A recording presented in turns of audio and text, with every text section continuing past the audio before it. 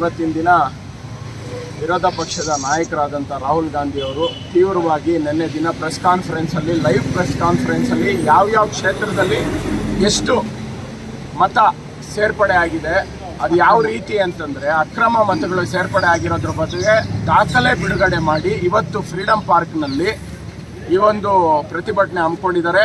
ಇದಕ್ಕೆ ಚಿಕ್ಕಬಳ್ಳಾಪುರ ಜಿಲ್ಲೆಯಿಂದ ಜಿಲ್ಲಾ ಯುವ ಕಾಂಗ್ರೆಸ್ ಸಮಿತಿ ಆಗ್ಬೋದು, ಆಮೇಲೆ ಯೂತ್ ಕಾಂಗ್ರೆಸ್ ಆಗ್ಬೋದು, ಮಹಿಳಾ ಕಾಂಗ್ರೆಸ್, ಕಿಸಾನ್ ಕಾಂಗ್ರೆಸ್ ಎಲ್ಲ ಘಟಕದ ಪದಾಧಿಕಾರಿಗಳು, ಅಧ್ಯಕ್ಷರುಗಳು ಚಿಕ್ಕಬಳ್ಳಾಪುರದಲ್ಲಿ ಹೆಚ್ಚಿನ ಸಂಖ್ಯೆಯಲ್ಲಿ ಪಂಚಾಯಿತಿ ವೈಸು ಚಿಕ್ಕಬಳ್ಳಾಪುರ ಟೌನಿಂದ ಹೆಚ್ಚಿನ ಸಂಖ್ಯೆಯಲ್ಲಿ ಇವತ್ತು ಫ್ರೀಡಮ್ ಪಾರ್ಕಲ್ಲಿ ನಡೀತಾ ಇರೋ ಒಂದು ಪ್ರತಿಭಟನೆಯಲ್ಲಿ ನಾವೆಲ್ಲ ಭಾಗಿಯಾಗ್ತಾ ಇದ್ದೀವಿ.